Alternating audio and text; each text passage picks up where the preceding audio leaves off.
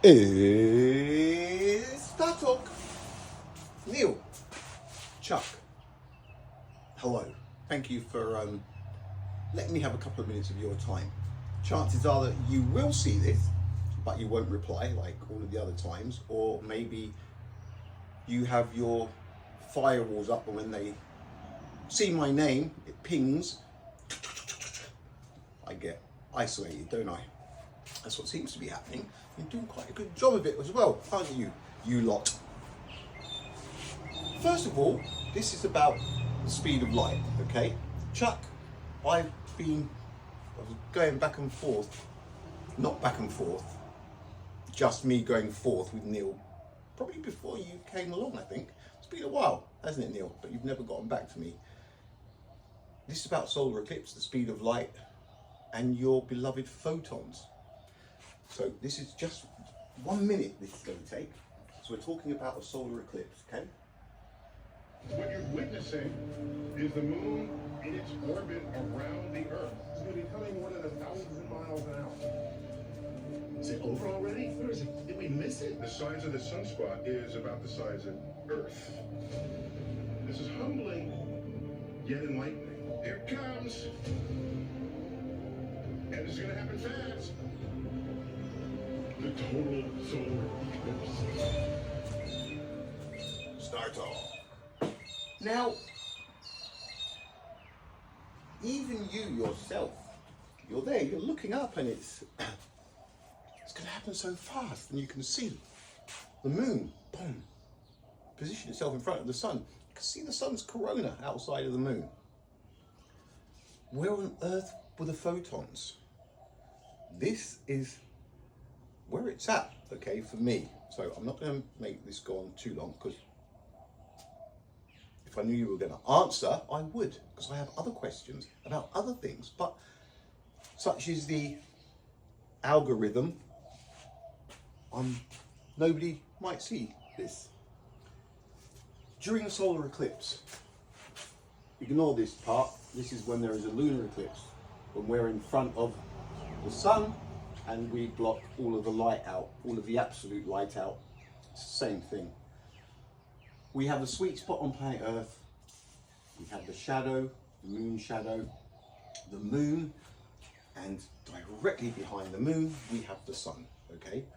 Now, it is said that there are photons traveling at 299,792,458 meters per second. From there to there, 150 million kilometers alleged. It takes 8 minutes and 20 seconds. Now, 8 minutes and 20 seconds.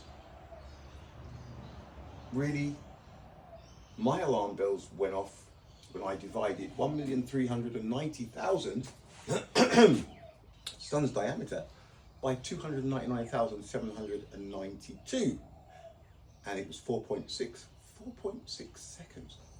4.6 seconds for the sun to radiate its light.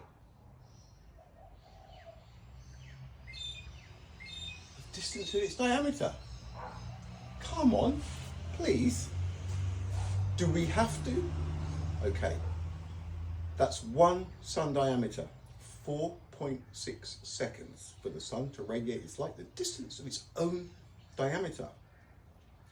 There are 108 sun diameters in between the sun and us. 108. If we multiply that 4.6 seconds times 108, you get just under 500 seconds, I think it is, which is 8 minutes and 20 seconds. So the reason the sun's light takes 8 minutes and 20 seconds to get here is because there are 108 diameters of the sun in between the sun and us, and it takes 4.6 seconds for the sun to radiate its light the distance of its diameter. 4.6 seconds. Only another 107 sun diameters to go. I don't know what to say. I don't know what to say. We have the sweet spot, moon shadow, the moon and the sun. Why is the sun directly behind the moon, during a solar eclipse? Sounds like a silly question, but it's not a silly question. If there are photons and they take 8 minutes and 20 seconds to reach the moon, which will then 1.3 seconds later cast its shadow. It will start straight away, but it takes 1.3 seconds to get from there to there. If this is happening, how is it possible that the sweet spot, the moon's shadow, the moon and the sun are perfectly in line? How is this possible? Because why are people standing in 8-minute 20-second old photons? They've been traveling for 8 minutes and 20 seconds to get to the moon, which then casts its shadow, right? As they are seeing the sun in real time. So they're standing in the shadow, the moon's shadow, that is being cast by the moon, but because of photons that have been traveling for 8 minutes and 20 seconds. But at the same time, those people in the sweet spot are looking just beyond the moon, and they're seeing the very sun that radiated those photons 8 minutes and 20 seconds earlier. What is that? That is absolute light, because there is no delay. People are seeing everything in real time, and it is absolute light radiating from the sun. It is very obvious, right? Extremely obvious. You think this is about science? It's not. It's about common sense. It's about understanding that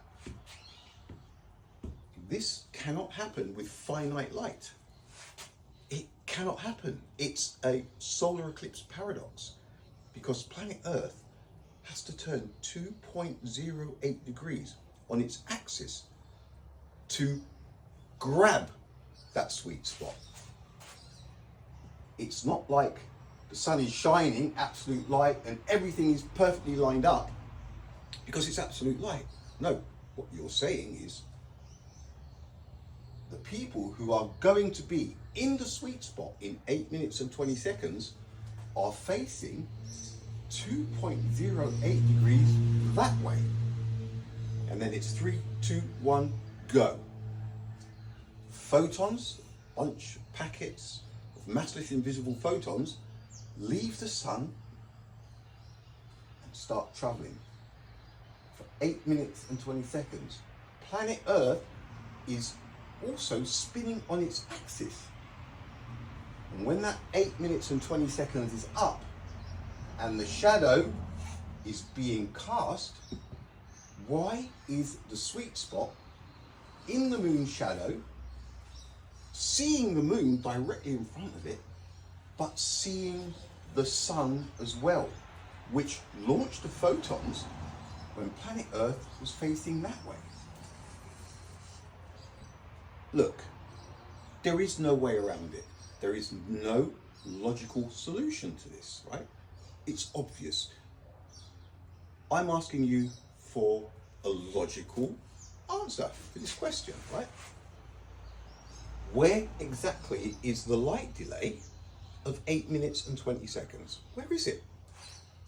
There isn't one, but chances are that if you do answer, you will try and use things like GPS and LiDAR and other things that have been invented over the last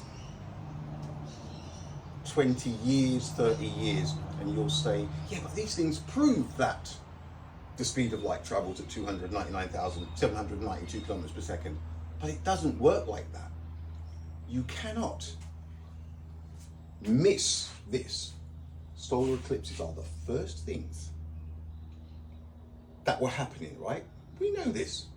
Einstein, 1905. How on earth did Albert Einstein come up with photons that are traveling at 299,792 kilometers per second, knowing how a solar eclipse plays out? There is no delay. It doesn't matter which color or how many colors you try and paint this, right? It's an absurdity. There is no logical explanation. I know this because nobody's gotten back to me in 2 to 3 years now. More than 2, but less than 3.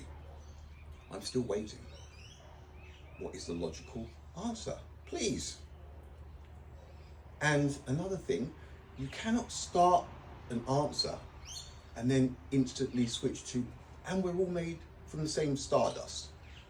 That is not going to be enough, okay?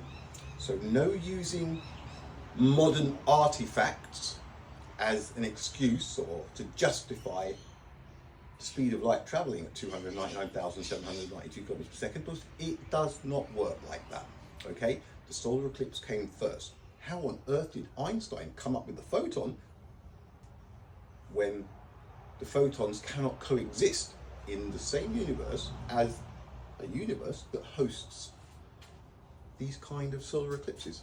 So Neil and Chuck, how much wood could a woodchuck chuck? Woodchuck could chuck wood. Chuck. Had to get that in at the end. I'm probably not going to hear from you anyway. I will be sending the same thing, personalised, to Mr. Brian Cox, to Brian Green, and to Joe Rogan, right? Which I've done it over and over, but at least, definitely 4 to each of you, more, 5 to 6, easy, right? How far will it go?